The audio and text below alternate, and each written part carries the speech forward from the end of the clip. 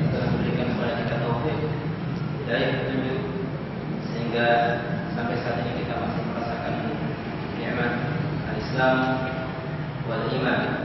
Dan kita berharap pada Allah semoga iman dan Islam ini selalu tertancap pada diri kita hingga hari kita bertemu kepada Allah Subhanahu wa taala.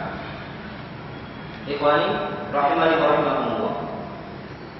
Pada pertemuan sebelumnya sudah kita bahas tentang an-nada, yaitu tentang nada, bagian-bagian nada dan hukum-hukumnya. Sekarang kita masuk pada bab yang berhubungan dengan al-istighatsah, yaitu istighatsah. Apa istighatsah?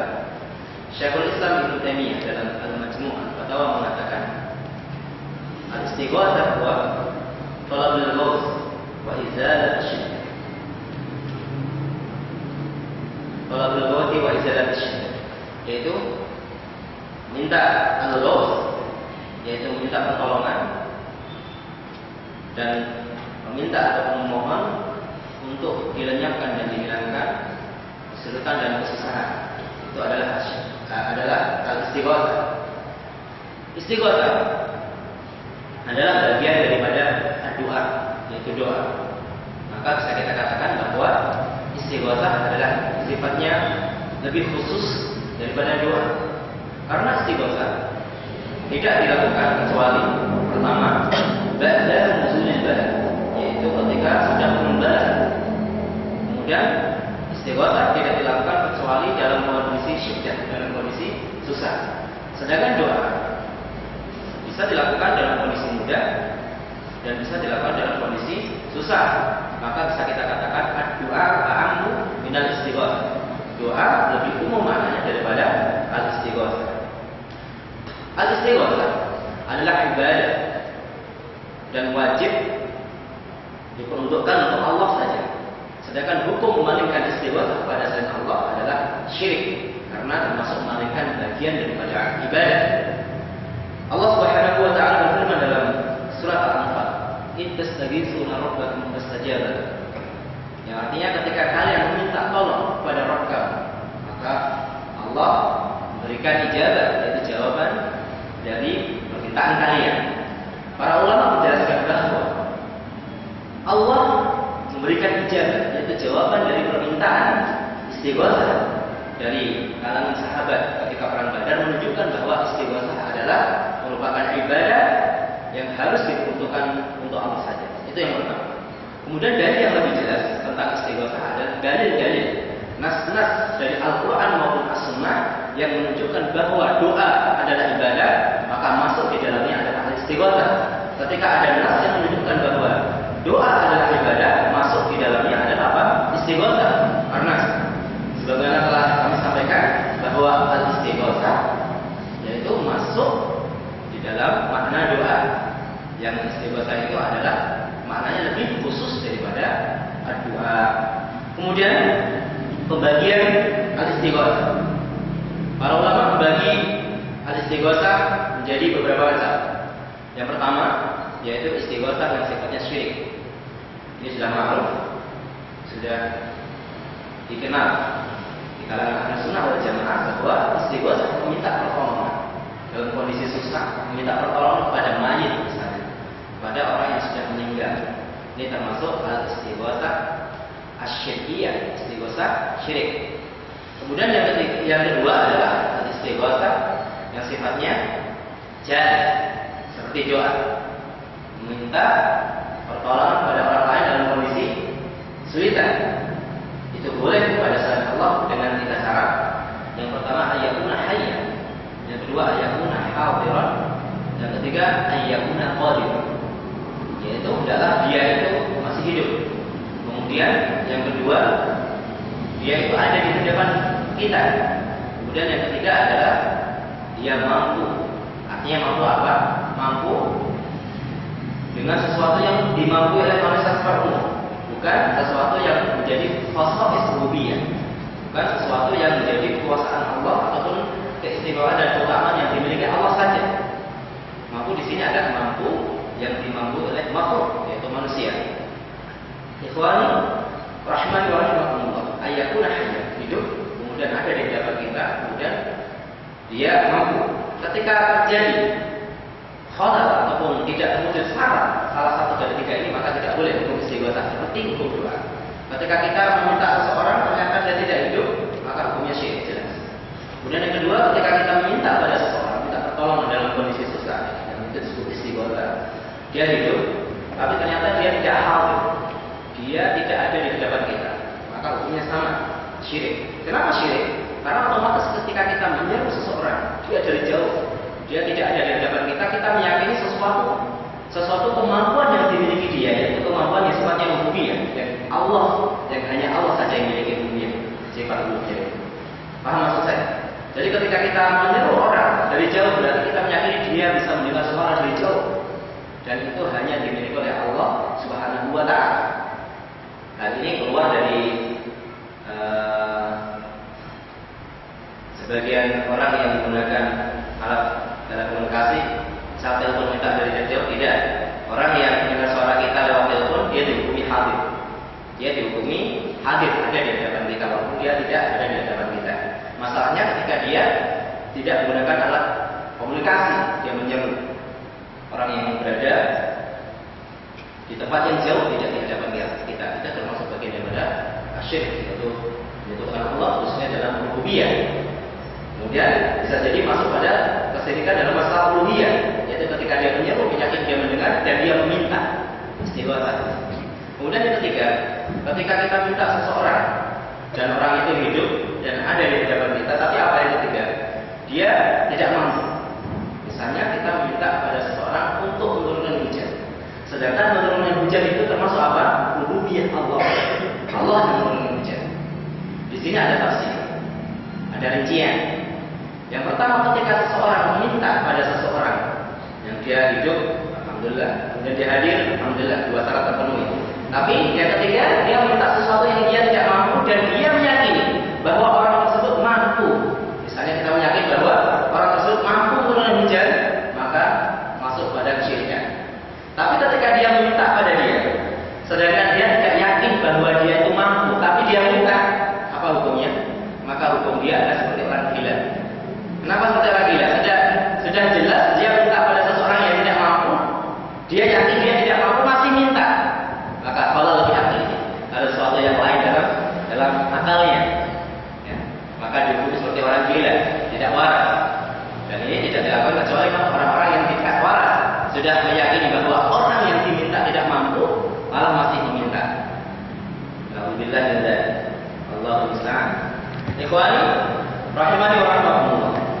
Jadi al-istighotsah, meminta kepada ahli kubur, itu adalah merupakan kesyirikan, dan ini banyak dilakukan oleh masyarakat kita. Masyarakat yang notabene-nya adalah masyarakat yang menisbahkan kepada Islam, yang bersyahadat, yang sudah berikrar bahwa tiada ilah yang berhak disembah kecuali Allah Subhanahu wa Ta'ala. Karena ini berangkat dari apa? Kebodohan terhadap tauhid, tidak mengenal daripada tauhid dan tidak juga mengenal tentang syirik. Al-Imam Muhammad As-San'ani dalam Tadbirul I'tiqad mengatakan bahwa orang-orang seperti itu, beliau menyebutnya dengan kufar asli, kafir asli. Nanti harus bedakan antara kafir asli dan murtad. Orang yang murtad adalah orang yang pernah masuk Islam, tapi orang-orang kafir asli adalah orang yang tidak pernah masuk Islam. Syekh Muhammad As-San'ani menyebutkan bahwa mereka adalah kafir asli. Syahadat mereka tidak diterima pada awalnya. Bagaimana dia bersyahadat sedangkan dia menafikan syahadat sejak awalnya? Kufar asli. Tapi pendapat ini dibantah oleh beberapa ulama. Di antaranya adalah Syekh Abdul Razak Al-Afifi. Beliau menyebutkan bahwa orang-orang yang bersyahadat, orang-orang yang telah mengucapkan syahadat dengan tujuan masuk Islam, kemudian mereka terperosok ke dalam kesyirikan seperti percaya pada ahli kubur, maka mereka ditutur karena bodoh, dan andai kan ditegakkan hujah masih seperti itu, maka mereka hukumnya murtad, bukan kufar asli. Maka itu harus bedakan. Ya, sehingga dalam pertanyaan selanjutnya dalam fatwa Syekh Abdul Razak Al-Afifi yang bisa lihat, beliau ketika ditanya seseorang dalam fatwa itu disebutkan bagaimana Syekh hukum orang yang mengucapkan syahadat, baik dari orang Arab atau orang Ajam, sedangkan kita tidak tahu apakah dia paham ayat atau tidak, apa hukum dia. Maka saya mengatakan hukumnya muslim, gitu ya. Contohnya. Kemudian kita lihat apakah dia bodoh dengan makna syahadat atau tidak. Kalau dia bodoh, maka kita ajari.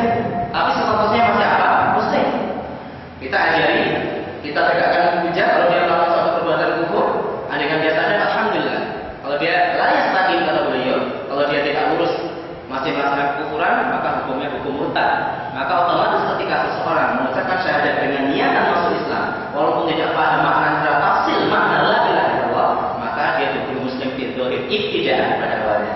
Jangan dibalik. Kalau dibalik berarti cenderung antum ekstrim. Jadi ada kalau syahadat, ada tidak tahu makna syahadat, apa artinya, syaratnya ada berapa, dalilnya apa? Gak mungkin. Apalagi bangga kita gak paham bahasa Arab. Ya, la ilaha illallah, malah antum sampai Arab juga. Coba Arabnya apa? Orang pusing. Maka Syekhul Islam dalam Al-Majmu' Al-Fatawa menyebutkan apa? Orang yang baru masuk Islam tidak mungkin ditalkan semua ajaran Islam. Tidak mungkin.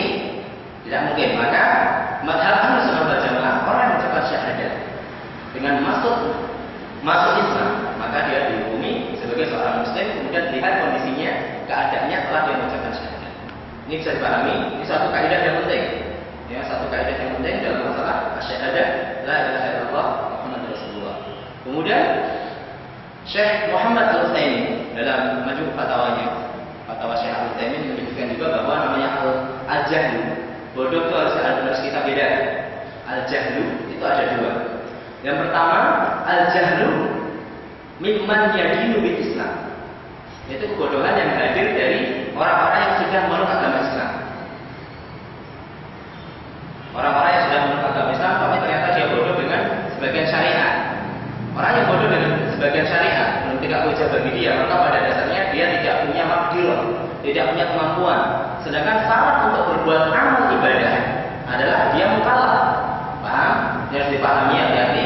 Mukallaf, dan seorang mukallaf itu tidak menjadi mukallaf kecuali terpenuhi dua hal: al-aql, al-aql wal qudra. Akal dan kemampuan. Otomatis ketika seseorang yang bodoh belum sampai syariat pada dia, belum sampai hujah pada dia, maka tidak ada kemampuan.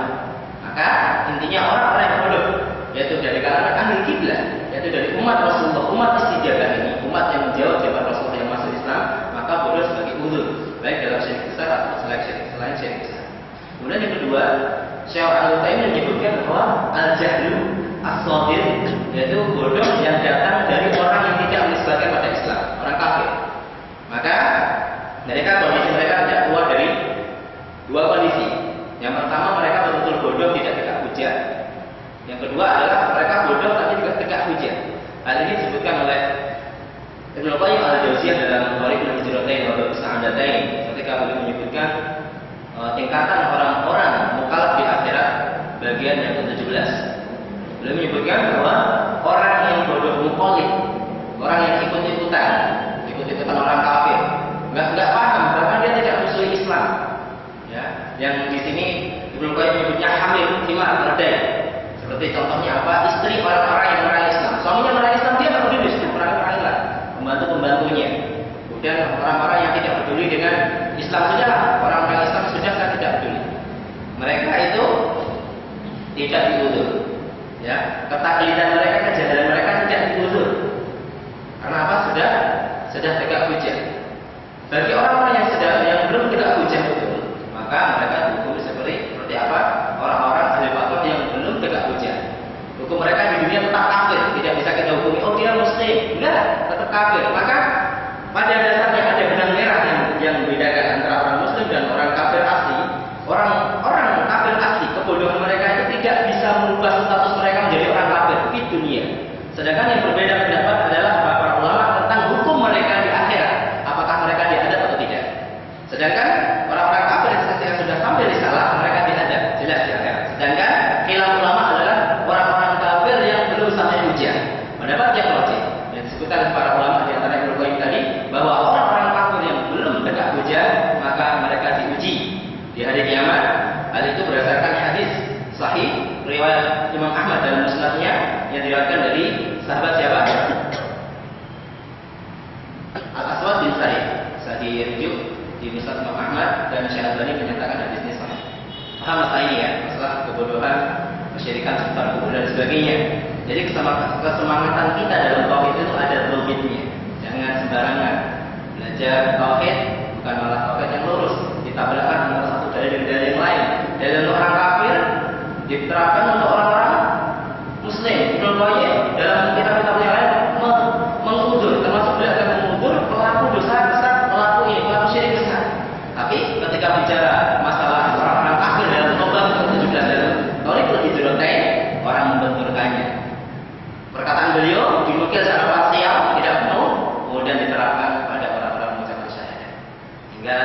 ekstremisme dalam masalah takfir. Ini ada. Insyaallah masalah ini bisa kita buat daurah khusus pembahasan masalah jahiliyah takfir sehingga kita ada pencerahan. Ya, karena sekarang sudah marak di saat ini semangatan para syabab, para pemuda dalam masalah takfir. Padahal masalah takfir adalah masalah sangat luar biasa besarnya. Masalah yang sangat besar akibatnya kalau tidak disadarkan pada manhaj ahli sunnah wal jamaah. Ikhwani rahimani wa rahimakumullah. Sebagian orang-orang kafir, orang-orang musyrik ataupun orang-orang yang meminta istighosah kepada orang-orang yang meninggal, mereka berdalil dengan permintaan orang-orang ahli mauqif, yaitu orang-orang yang ada di padang mahsyar. Mereka minta pada Adam, pada Nuh, terakhir pada Rasulullah. Sedangkan mereka itu hukumnya apa? Mereka sudah meninggal, tidak di dunia lagi. Itu saja boleh, dan itu merupakan dalil. Maka jawabnya jelas. Ya, mereka minta dalam kondisi yang sama. Mereka sama waktu itu hadir. Ya, mereka itu sama posisinya. Kalau sudah mati sama-sama mati. Jadi kalau anda ingin berdoa pada orang mati, mati dulu. Kan gitu. Jadi posisinya adalah sama. Orang-orang yang minta supaya cepatkan hisab Allah terhadap ahli mauqif, orang-orang yang berdiri di padang mahsyar menunggu hisab Allah. Ya, jadi sangat berat dan susah sehingga manusia menunggu kapan Allah menghisab, menunggu pengadilan. Antum menunggu sesuatu aja terasa berat, terasa lama, terasa enggak enak. Ini menunggu pengadilan yang akan diputuskan dalam pengadilan tersebut nasib daripada manusia, imma fil jannah au finnar, surga atau di neraka. Ya, mereka minta pada para nabi, dan ini ada dalil yang sangat-sangat tidak kuat. Kemudian mereka juga berdalil bahwa orang-orang mati itu bisa mendengar salam dan bisa mendengar suara terompah orang yang hadir di pemakaman ketika meninggalkan berapa meter atau berapa jengkal dari kuburan, disebutkan dalam hadis mayit mendengarkan. Tapi di sini ada hadis khusus sifatnya sehingga Syekh Muhammad Al-Utsaimin menyebutkan iya, mayit itu bisa mendengar suara dalam kondisi-kondisi tertentu sesuai dengan nas-nas yang ada. Tidak bisa digunakan dari secara umum bahwa kita boleh minta kepada mereka. Lalu bagaimana hukum mereka? Yaitu hukum orang-orang yang minta pada kubur. Jelas, dimana kita sebutkan itu adalah syirik akbar. Ya. Kalau orang yang menjadikan mereka tawasul, artinya apa? Dia minta pada Allah lewat mereka. Baik saya fulan, sampaikan pada Allah. Ya. Pendapat yang jelas ini juga syirik akbar. Kalau minta secara langsung itu enggak ada suatu bias, enggak ada suatu yang tidak jelas. Saya fulan, saya punya kesusahan, bilangkan kesusahan yang ada pada saya. Ini sudah syirik jelas. Ya, fi rububiyah wa fi uluhiyah. Tapi ketika dia minta pada mayit, ya mayit fulan sampaikan pada Allah. Nah, maka di sana ada beberapa tafsiran. Yang pertama, hukumnya syirik. Dan syirik ini terjadi dalam masalah rububiyah. Kemudian yang kedua, ada sebagian ulama menghukumnya bid'ah ketika dia menyeru mayit dari jarak jauh. Artinya apa? Kuburannya berada di satu tempat, dia 100 meter dari kuburan atau jauh dari kuburan. Itu apa? Berbalik. Kalau dia menyeru jauh dari kuburan, maka hukumnya adalah syirik. Tapi ketika dia menyeru dekat dengan kuburan, maka ini tidak sampai derajat syirik, bid'ah. Bid'ah karena di sana ada syubhat apakah mayit bisa mendengar atau enggak, dan ada dalil syar'i dari hadis bahwa mayit bisa mendengar. Ini sebagian dikatakan oleh Bin Baz dalam Ta'liq Fathul Bari. Pendapat ini sangat lemah kan?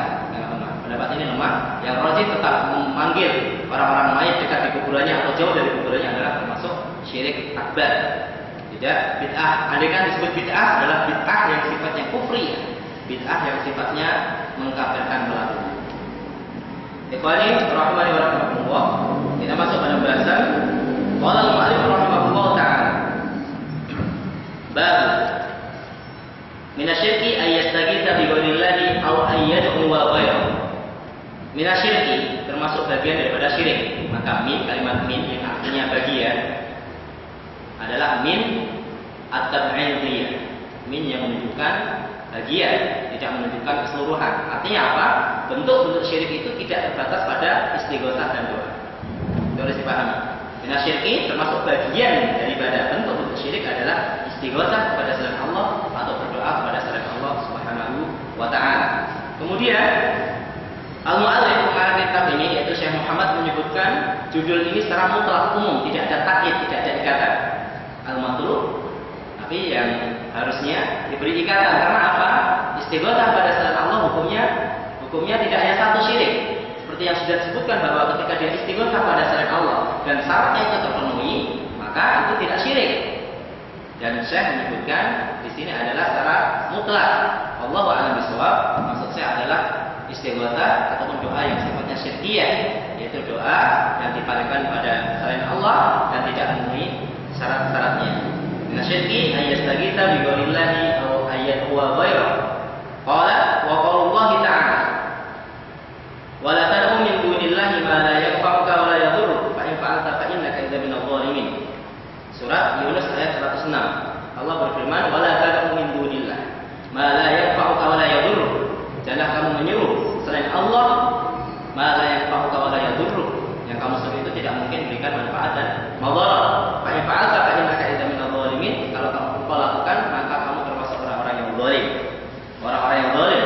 Minadh dhalimin maknahu minal musyrikin. Kalau kamu lakukan, maka kamu termasuk orang-orang yang zalim. Makna zalim di sini adalah syirik. Hal ini dikuatkan dengan firman Allah dalam surat Luqman, "Innasyirka la dzulmun 'adzim." Sungguhnya kesyirikan adalah kezaliman yang besar. Kenapa disebut zalim? Karena makna zalim adalah wad'u syai'i fi ghairi mahalli. Meletakkan sesuatu tidak pada tempatnya. Sehingga ketika ibadah itu harus diberikan kepada Allah, sudah dipalingkan pada selain Allah, maka itu termasuk apa? Meletakkan sesuatu pada selain tempatnya. Dan ini adalah bentuk kezaliman yang sangat besar, kezaliman yang paling besar. Dan di sana ada bentuk kezaliman yang lain. Yang pertama adalah dzulmu syahsi nafsi, yaitu seseorang mendolimi dirinya sendiri. Ini juga kezaliman, tidak memberikan haknya. Ataupun seseorang berbuat maksiat. Berbuat maksiat adalah termasuk mendolimi dirinya sendiri. Sehingga dalam doa Rasulullah mengajarkan Allahumma inni dzalamtu nafsi. Maksudnya apa? Mendolimi diri sendiri adalah berbuat maksiat. Karena apa? Ketika seseorang berbuat maksiat, otomatis dia merelakan tubuhnya untuk tersengat api neraka, dan dia tidak memberikan hak tubuh. Seperti itu. Maka termasuk berbuat maksiat adalah mendolimi dirinya sendiri. Kemudian bentuk kezaliman selanjutnya adalah dzulmu an-nafsi aw syahsi li ghairihi, yaitu mendolimi orang lain. Ini hati-hati. Mendolimi orang lain bisa berbentuk ucapan, bisa berbentuk perbuatan, atau bisa mengambil hak orang lain. Ini hati-hati. Antum hidup berjamaah di sini. Ya, kezaliman kadang-kadang muncul kita tidak terasa. Mengambil hak orang lain, mengambil makanan, mengambil apa, itu masuk dalam mengambil hak orang lain, itu adalah mendolim orang lain. Dan hati-hati, antum ada fanatullah, jangan sampai bentuk kezaliman ini adalah menjadikan antum susah belajar dan susah memahami satu nas syar'i. Memahami kita susah. Ya, karena mungkin hal ini lahir dari bentuk kezaliman sedangkan kita tidak merasa. Kezaliman yang sifatnya ucapan, sifatnya ada perbuatan, isyarat, ini sifatnya adalah umum. Fathah tidak matalum ya.